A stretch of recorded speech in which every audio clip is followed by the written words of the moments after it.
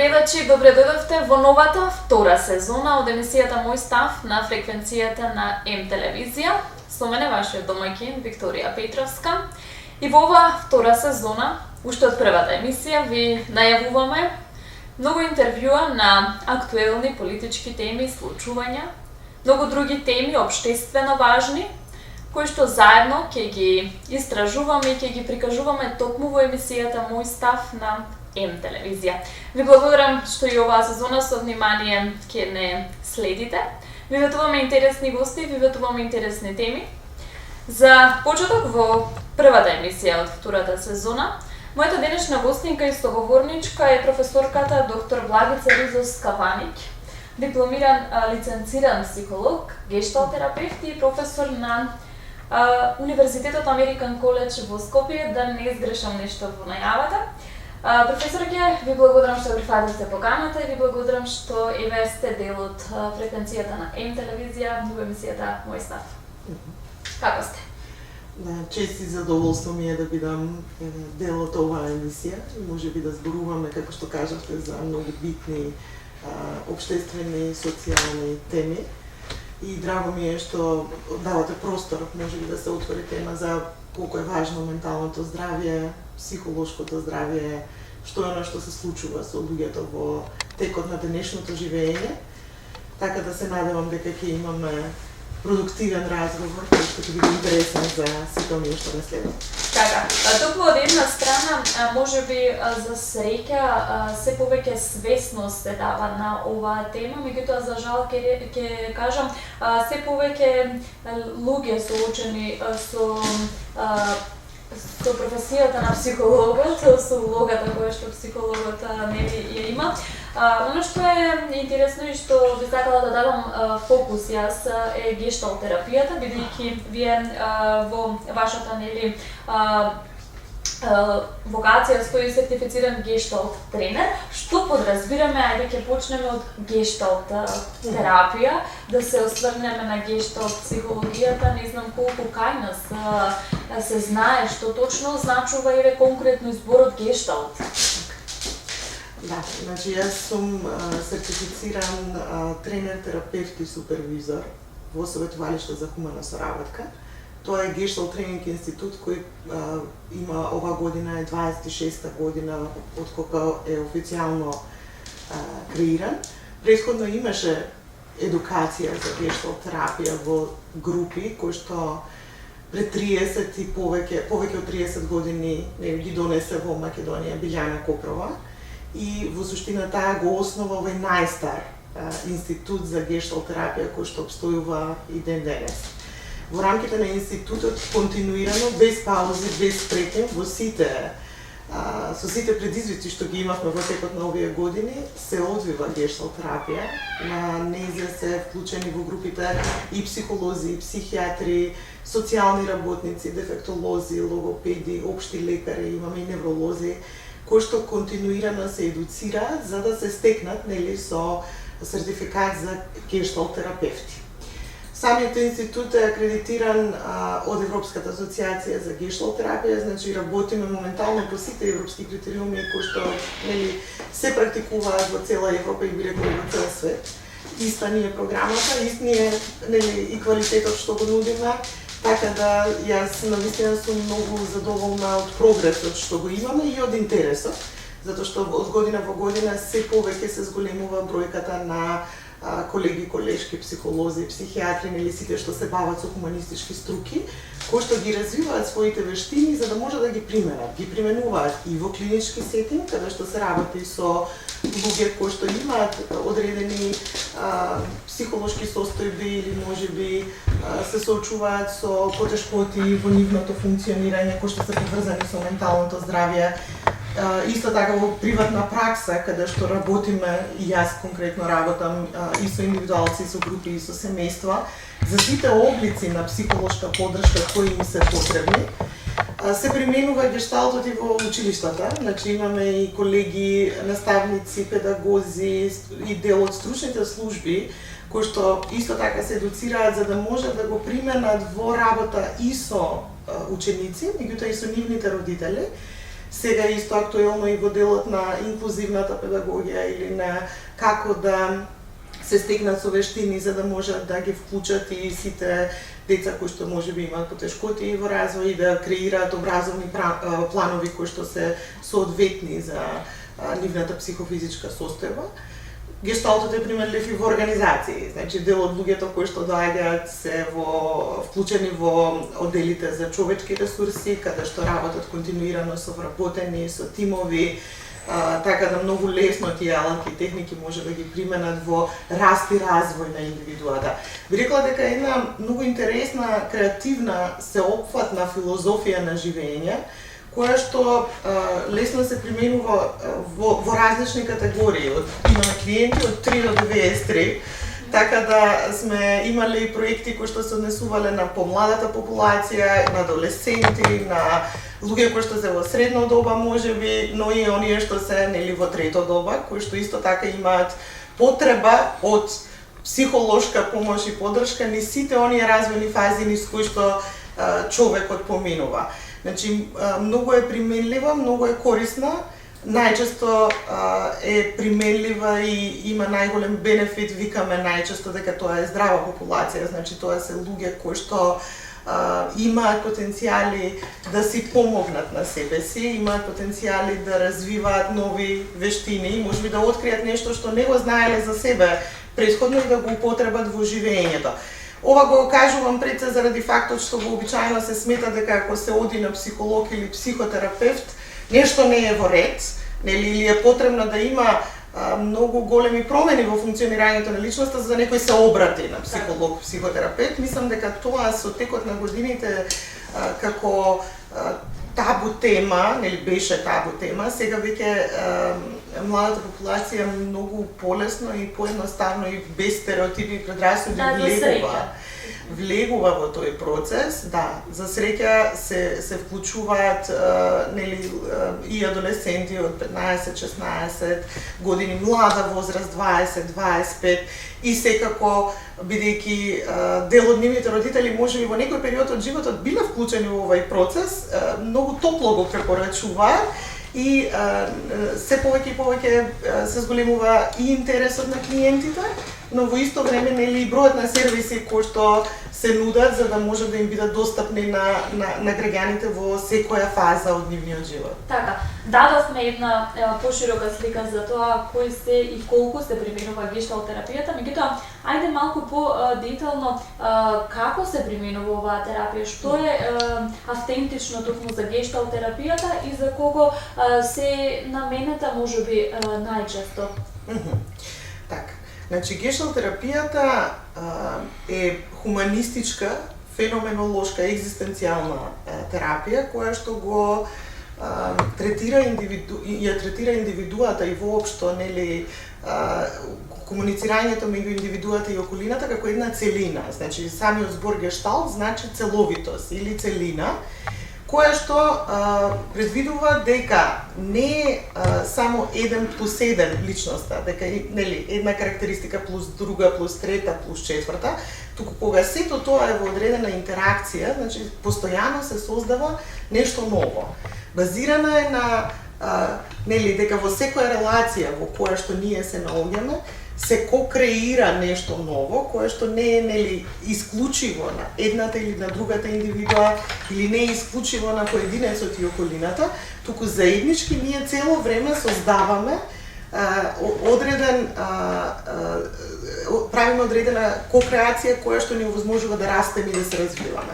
Тоа значи дека сега во нашето споделување, со секое земање на здив, нешто ново се случува меѓу мене и тебе, затоа што во оваа интеракција осознаваме нешто различно, споделуваме, разменуваме, имаме контакт, контактот е нешто за кое што многу се зборува и на некој начин ова овозможува да не сме исти после ова интервју, затоа што нешто сме размениле, сме зеле, сме споделиле и сме пораснале на еден или друг начин. Значи се она што ни овозможува да растеме и да се развиваме е искуството што го имаме во релација со околината. Ние сме постојано во релација со околината од раѓање, нели, во текот на целиот живот, затоа што сите потреби кои што една индивидуа ги има, ги остварува во релација со околината. Од воздухот што го дишаме, нели, храната што ја земаме, контактите што ги остваруваме, сето она што го правиме, на некој начин овозможува да ги задоволуваме потребите. Сега ние се раѓаме со потенцијал за саморегулација и организмот точно знае што му е потребно од околината. Значи едно мало новороденче, нели, иако не зборува, иако не е вербално, сепак умее да го побара она што му е потребно, нели, кога е гладно, знае да се расплаче на начин на кој што ќе покаже дека нешто недостига. Или различно плаче, обично мајките ќе кажат, различно плаче кога сака да биде гушнато, или различно реагира кога можеби му е потребно да биде пресоблечено. Значи веќе мајките и по плачот можат да препознаат каква е потребата. Доколку околината умее да ги препознае потребите, доколку умее да одговори на соодветен начин, во тој случај на индивидуата и се дава простор, нели, да расте и да се развива и да ги спознава сите своји потенцијали. Но она што вообичаено се случува во растењето на секој од нас, во процесот на социјализација е дека не секогаш околината знае да препознае, не секогаш околината е спремна да одговори на потребите, или може би одговара на начин кој не е соодветен за индивидуата. Од тука почнува, нели, развојно некој процес на креирање на адаптација на околината кој не е веќе здрав на некој начин или кој нема проток, јас барам, нели, оттаму добивам она што ми е потребно, или наоѓам креативни начини да го побарам сето она што го сакам, туку доаѓа до некој вид на застој, значи блокирање на себе си. Значи ние се браниме, меѓутоа се браниме несоодветно на она што околината го побарува, кое што после се ефектуира во возрастно доба, каде што индивидуата навистина се чувствува заглавен. Значи многу клиенти ќе дојдат и ќе кажат, јас не знам како, нели, да кажам нешто, или јас не знам како да се изразам, или јас барам цело време нешто од другите никако не го даваат она што ми е потребно. Или се наоѓам во фаза во животот во која не знам во кој правец да продолжам затоа што ми е навистина тешко. Значи има многу манифестации на чувството на блокираност, заглавеност, како цела енергија да е навнатре, нели, како да има некој чвор, некој ќе каже тоа е чвор, или имам клопче, или имам чувство тука дека нешто ми застанува кога ќе почнам да зборувам и не можам да се изразам, или имам некои викаат имам плоча која што цело време ме притиска или ми тежи, или имам кнедла во грлото. Значи може да бидат најразлични манифестации, пред се, еве, сега ги зборуваме телесните, иако гешталтот не издвојува што од каде е, во смисла на тоа дека не може јас да чувствувам болка во телото, ако нешто не е, нели, во ред со моите мисли, значи све е поврзано. И телото, нели, ги афектира и мислите, и чувствата, и однесувањето. Значи тука не може да се раздвои дека мене ми е добро физички, ама сум супер ментално. Или многу сум здрав ментално, ништо не ми фали, но телово, нели, постојано појавува симптоми кои што се некогаш помалку или повеќе видливи, значи некогаш може да бидат симптоми како главоболка, или симптоми како болки во рамена, или симптоми кои што се врзани со начинот на кој што дишам, или одредена тахикардија, или болки во стомак.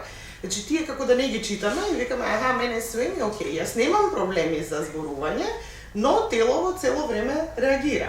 Понатаму симптоматологијата може да е врзана и со анксиозност, и со панични напади, и со, нели, депресивни идеации или цело време имање идеи дека животот нема смисла или дека нешто лошо ќе се случи или на некој начин оптоварувачки размислувања кои што многу често ги водат клиентите во тоа да бидат во минатото или во иднината, а најмалку во сегашноста. Значи ретко кој седнува и се прашува себе си во текот на денот, нели, каде сум сега, што е она што ми се случува. Така да гешталтот е во овде и сега, враќање можеби на оние базични потенцијали за саморегулација, кои што, како што кажа, во текот на живеењето, секојдневието, урбаниот живот, ние сите ги некако ги ставаме под тепих или викаме дека не се важни.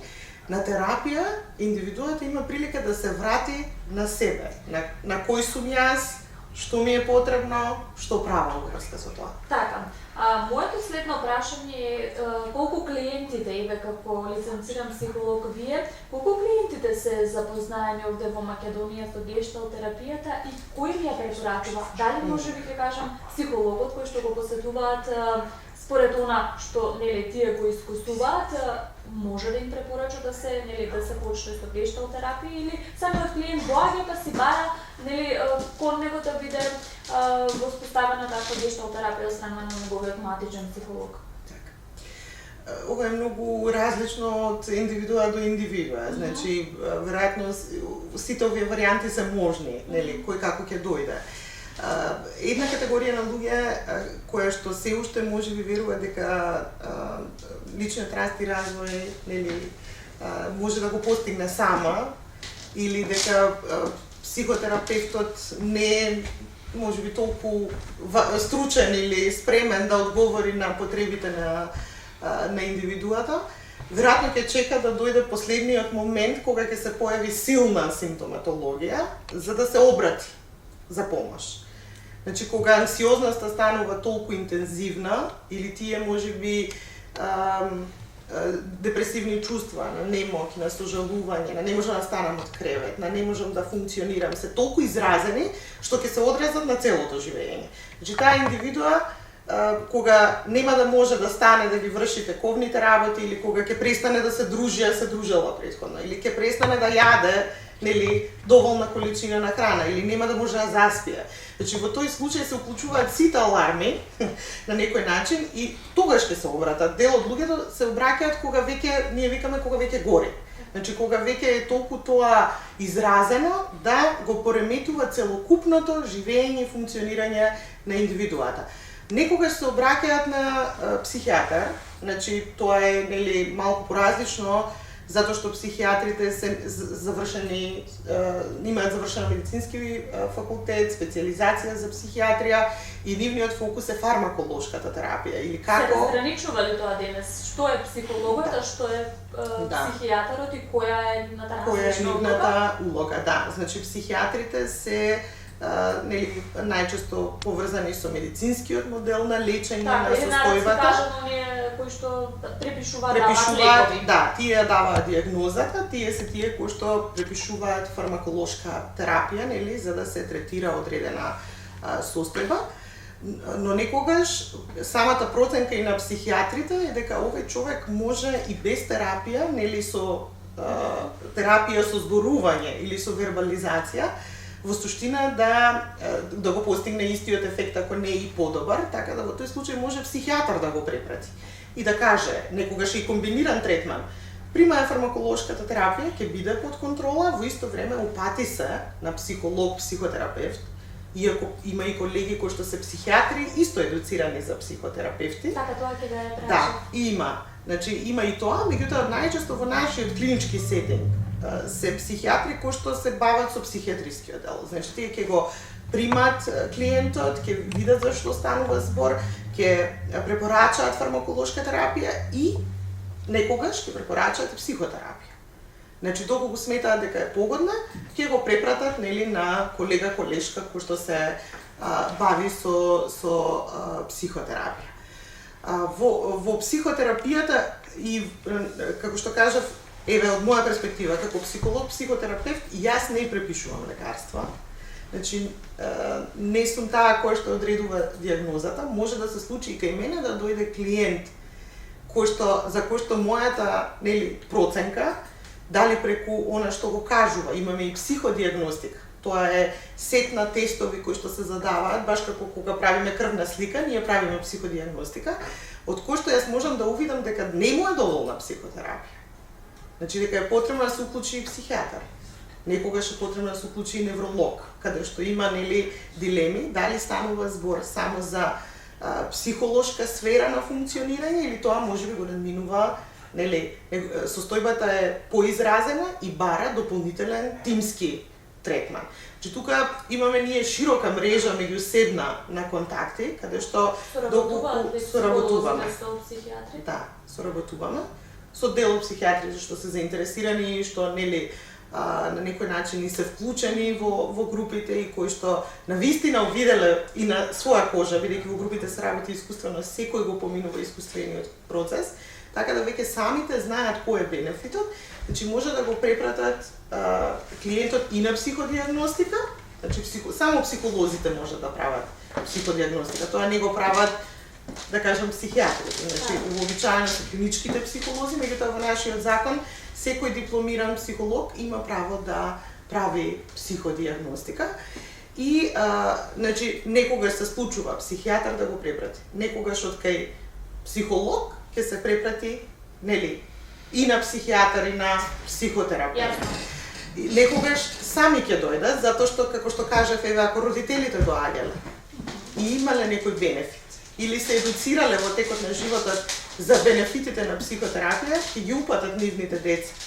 Ќе дојдат и тие самите, значи ќе бидат заинтересирани за, пример, што случува со моето дете, што можеме ние во семејството да промениме, како може да се вклучиме за да бидеме поефикасни, поефективни.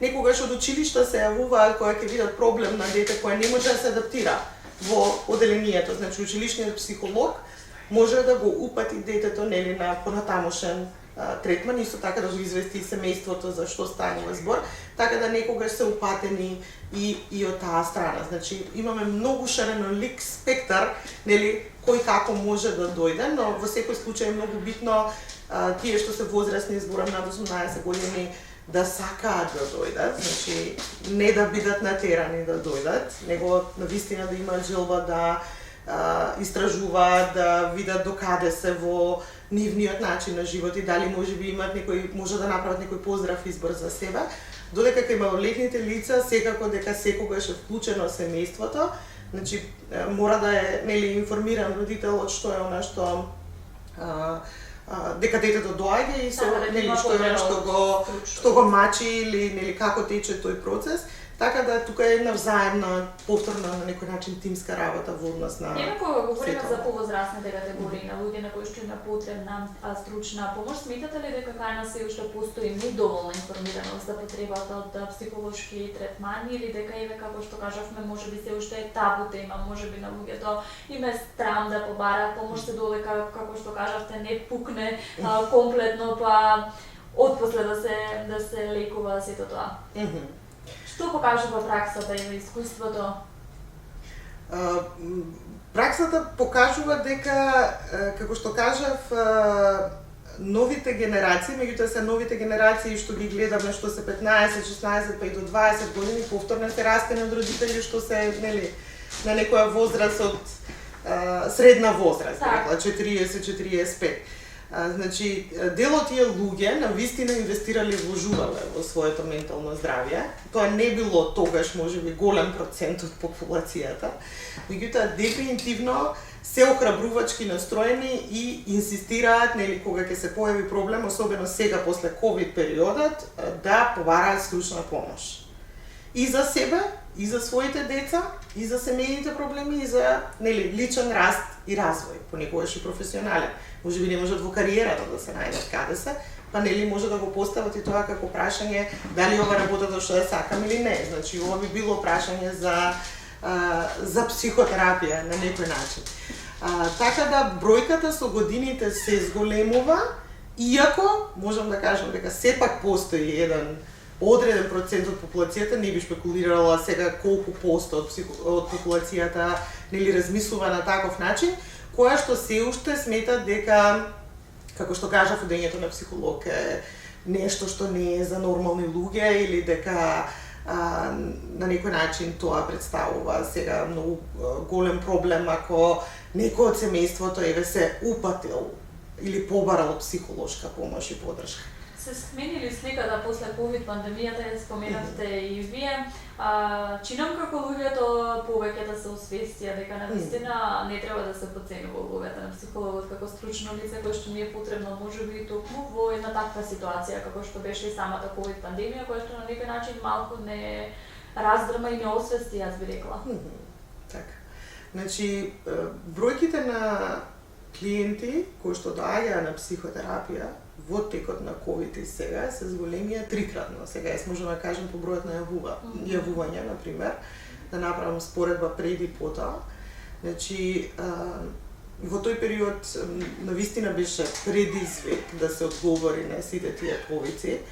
Пред се затоа што бевме затворени, најголем дел од психиатри, психолози, психотерапевти беа во своите домови, со своите семејства и во исто време потребно беше да понудат психолошка помош и поддршка на клиентите. Значи тоа значеше дека во едната соба е семејството, например, во другата соба е стручното лице кое што зборува со некој кој што повторно е во својот дом. И тука беа многу етички прашања на доверливост, прашања на доверба отворени. Меѓутоа, мислам дека најголем дел од луѓето навистина пожртвувано, зборувам за ние што сме во сите овие хуманистички професии, ја работеа својата работа без да застанат. Значи немаше прекини во работата и без разлика какви беа условите, секој наоѓаше каде да се одвои, да најде простор бидејќи е потребен и безбеден простор, во смисла на никој да не тропа, никој да не поменува, да има простор каде што безбедно ќе се споделува било која тема. Така да мислам дека после тоа многу голем дел од стручните лица се соочија со прегорување, со стрес за нив. Денес ние зборуваме за ефектите кои биле на таквиот начин на изложување, и на некој начин пожртвуваност за сите останати.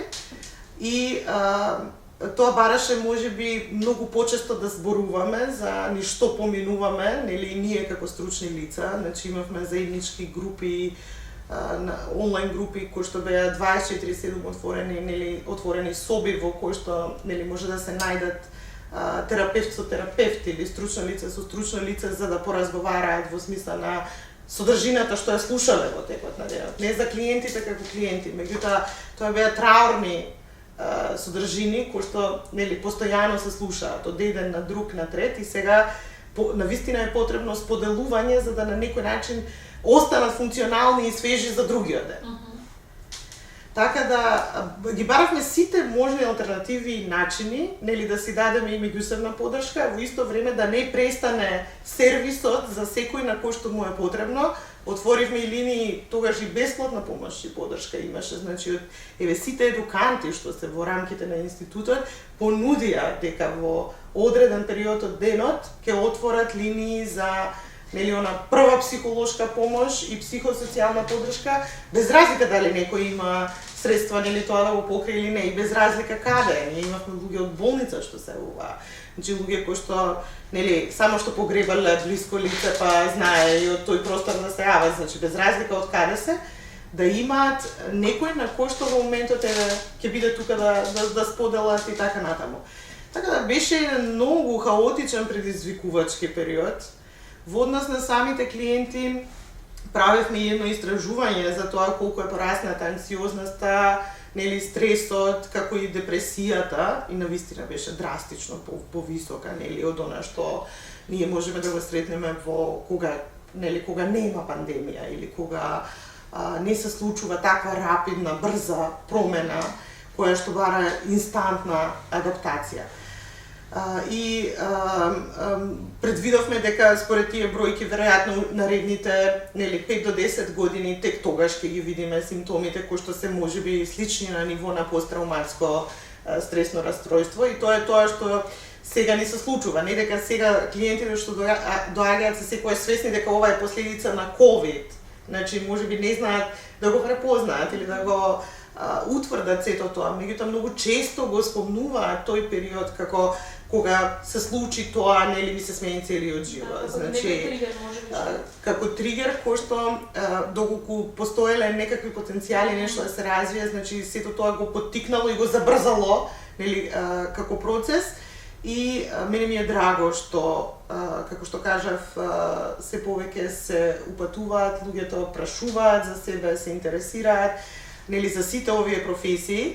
Спомнавте што е разликата, како што кажав, психијатарот е повеќе насочен кон медицинскиот аспект, кон фармаколошката терапија, психологот има завршен филозофски факултет, најчесто на оддел за психологија, каде што ја прави таа психодиагностика и на некој начин повеќе се интересира и за когнитивните функции, меѓутоа и за начинот на кој што една индивидуа се адаптира и како се регулира емотивно во рамките на живеењето, а психотерапијата бара на ова формално образование дополнително минимум 4-5 години додатна едукација, која што е искуствена, каде што самиот професионалец прво на себе работи. Значи, прво едукантите се клиенти, за да ги изработат можеби сите оние незавршени работи кои што нив им сметаат, или начинот на кој што заглавуваат во текот на живеењето, или областите каде што, например, доживуваат дека тука не може да се поврзам, или ова е нешто што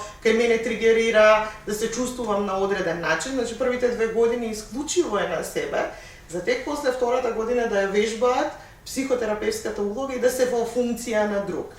Личниот раст и развој за секое стручно лице е доживотен. Значи, ние имаме цело време наши терапевти, нели, и супервизори. Да, има ли психолог? Психологот е, значи, неопходно да има свој психолог, затоа што, како што кажав, не е ова работа толку едноставна колку што понекогаш се чини, нели, ке гледаат луѓето филм или нешто на интернет, вика ова е многу лесно, седиш и, нели, зборуваш со некого и тоа не е ништо страшно. Во пракса е многу различно, затоа што секој индивиду е уникатна и различна, не се повторува сеанса, значи нема иста сеанса. Секој контакт со индивидуата, како што ја објаснив преге, е различен и побарува нови начини на справување, адаптација, поврзување, нели, на некој начин градење на релација, и мислам дека во психотерапија релацијата е таа што лечи. Значи, доколку се воспостави релација со терапевтот, доколку се воспостави тој човечки однос кој што е многу хуман. Значи, не се суди на психотерапија, не се критикува некој, не му се кажува како да живее. Значи, се пристапува многу хумано, е безбедно, е, нели, простор во кој што не влегуваат други луѓе. Значи, нема други во чакална, нема некој кој што го ремети процесот, барем би требало вака да биде. Кое што овозможува време само за себе во присуство на некој кој што е, нели, тука, кој што е поддржувачки настроен, кој што на некој начин е во функција на огледало. Клиентот како во огледало се гледа, нели, ја гледа својата рефлексија преку терапевтот. Значи, ова овозможува можеби да се, како што кажав, истражат сите оние потенцијали кои индивидуата ги има и ќе си ги превземе. Прво ќе ги воспостави со терапевтот, а после ќе научи како да се третира себе си. Без да се критикува, без да се суди, без да нели, на некој начин омаловажува, да се омаловажува себе си, или да си ги бара цело време своите грешки, или да се обезвреднува, или да на некој начин сето тоа го пренесува некогаш и кон надвор.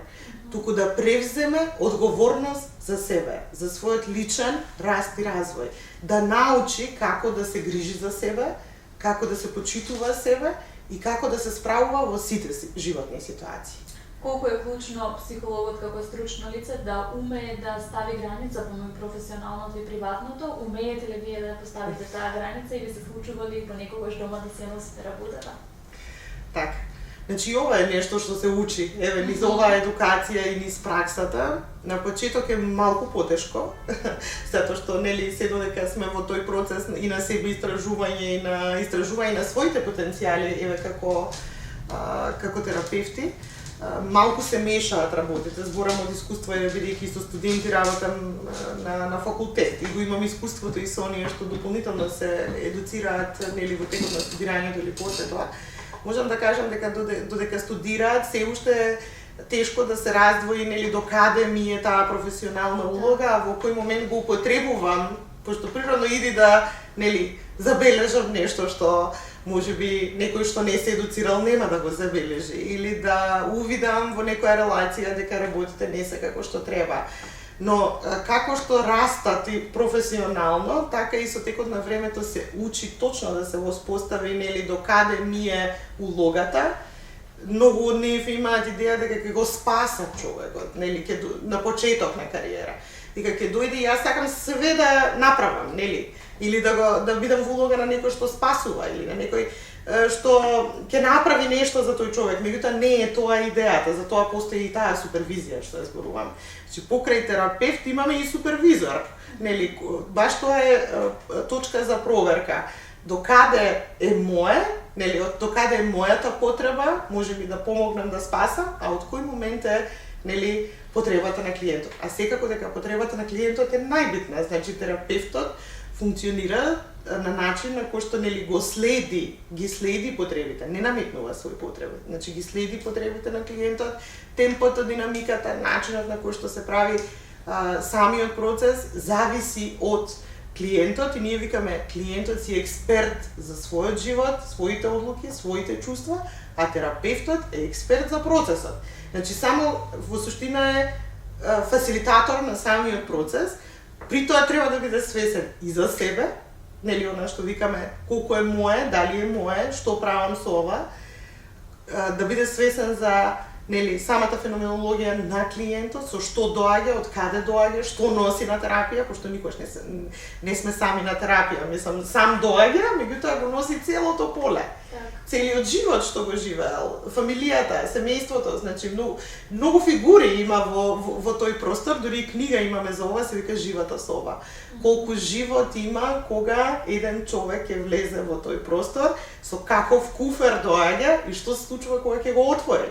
Зашто тоа се многу животни, нели, судбини, причини, последици, значи све има во куферот кој што довел до тоа да ова состојба се појави како таква. И како што кажав, просторот оживува на многу нивоа, терапевтот е потребно да биде во суштина е пообучен и посвесен што е тоа што излегува и на некој начин е свесени за што се менува во релацијата, што се менува додека нели тој контакт се воспоставува и како се движи. Да. Така да пак е заедничко давање и примање кое што е континуирано, заемен однос и секако целта е клиентот низ тој однос да проба нешто друго, да експериментира со нешто друго, да увиди нешто друго, да стане свесен за себе. Што правам, како правам, дали ова ми е потребно во оваа фаза од мојот живот. Може би ми било потребно на 5 години, 10, 15, меѓутоа веќе не ми е потребно на 45. На 45 ми е потребно нешто друго. Така да заедно во безбеден простор го истражуваме. Сега, нели, од тука идејата да превземе акција да го употреби и во живеењето. Така да тука е одговорноста на клиентот. Колку ќе употреби, што ќе направи со тоа. До каде ќе стигне, повторно е, нели, избор, се почитува и изборот да не стигне и да не го употреби. И тоа е окей, се додека знае што прави. Дадовме една по-широка слика за повеќе теми, повеќе сфери од психологијата. Преди самиот крај на ова интервју, на оваа емисија, пред неколку денови излезе информација за вториот уписан рок на факултетите. Чином, речиси на сите факултети имаше место на филозофскиот факултет, одсек психологија, имаше 0 слободни места и тоа чином дека е години наназад така. Предизвикли е психологијата денес толку? Тоа е интересен тренд, да, еве и на Американ коледж, нели, во приватните универзитети. Ние имавме многу претходните години, да речам, беа многу помали бројките на студенти што се запишуваа. Веќе од минатата година ние немаме, нели, доволно простор да ги примиме сите. Значи интересот е многу поголем од она што може да се понуди како катедра за психологија. Така да е навистина интересен феномен, нели, што е она што ги привлекува новите генерации да истражуваат или да се бават со оваа наука, дисциплина.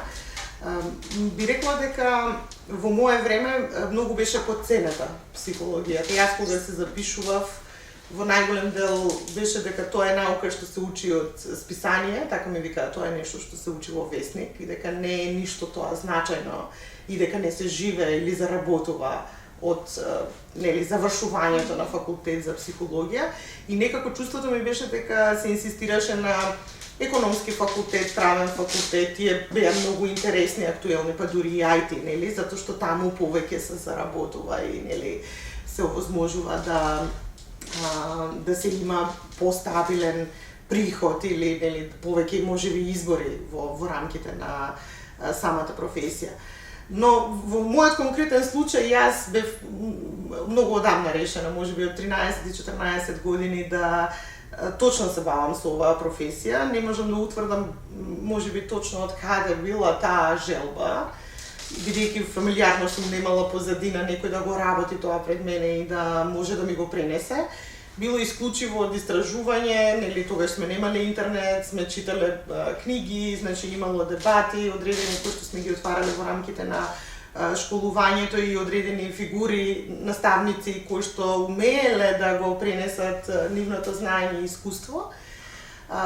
Сакам да кажам, не се откажав покрај сите тие стереотипи и предрасуди што ги имав и на некој начин сметам дека во овие 20 на години драстично се промени тој тренд, можеби затоа што и ние психолозите се изборивме на некој начин да кажеме колку е важно менталното здравје. Многу сме поактивни и на социјални мрежи, и на вакви емисии, нели, и во рамките на сето она што се случува во училиштата и во стручните служби и во клиничкиот сетинг. Оваа борба не дека е идеална и дека не треба да се бориме, мислам дека имаме уште многу што да правиме, уште многу работа за да во суштина станеме и повидливи, да излеземе од канцелариите. Проблемот е што оваа професија конкретно за психотерапијата, сега не зборам само за психолози, во многу ситуации може да биде многу осамена. Си сам во канцеларија, цел ден, нели, тече тој процес и како да нема потреба да излезам и да кажам што правам.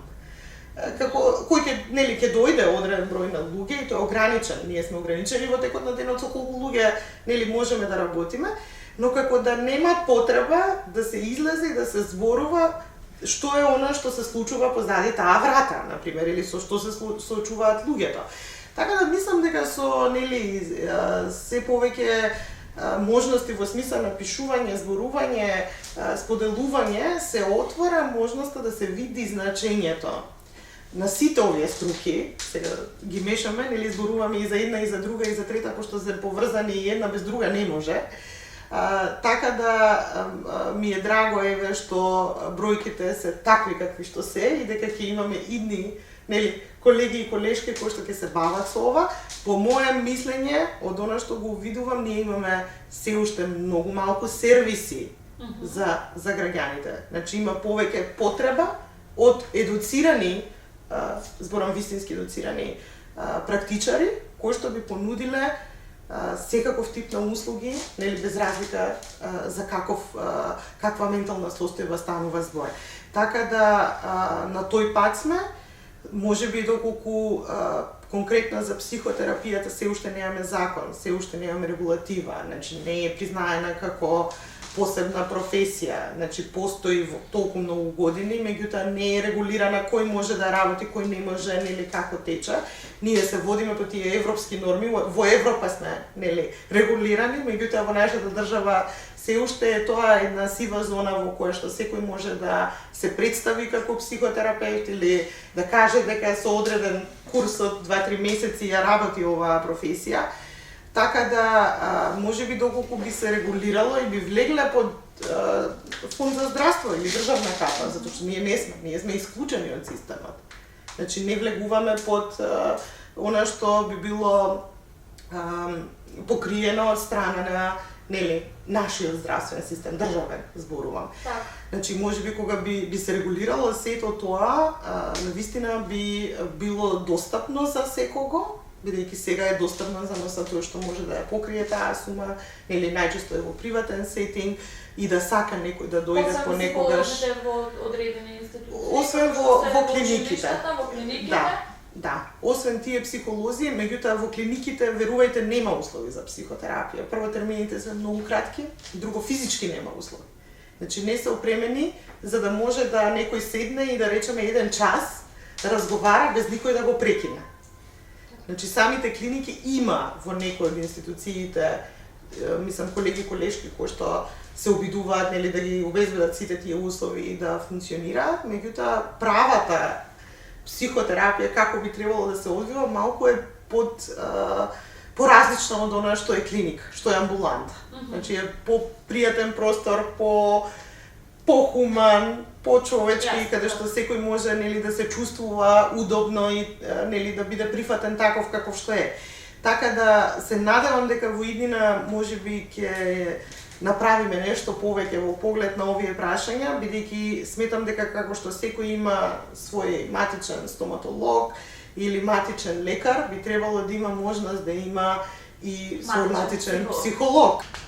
Професорке, многу ви благодарам за тоа што еве вака малку пошироко начнавме повеќе теми, меѓутоа за она што бевте дел од новата сезона од Мој став, за тоа што ја прифативте мојата покана, јас ви посакувам успешна работа и посакувам уште многу вакви излагања, интервјуа, можеби кои што ќе им бидат навистина корисни за нашите гледачи, за сите оние кои што ќе имаат потреба да го слушнат ова. Уште еднаш ви посакувам многу успеси во оваа хумана работа која што ја работите и да се гледаме само за убави работи.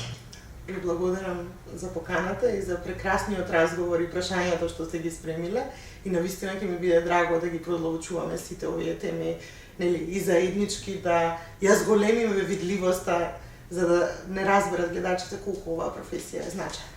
Така, почитувани гледачи, овде и вам ќе ви се заблагодарам за тоа што со внимание го проследивте најновото издание од втората сезона од Мој став на М телевизија. Разговарам со професор Благица Ризовска-Ваник, лиценциран психолог, гешталтерапевт и професор на Универзитетот Американ коледж во Скопје. Се надевам дека со овој разговор успеавме да допреме до вас и секако да пренесеме корисни информации.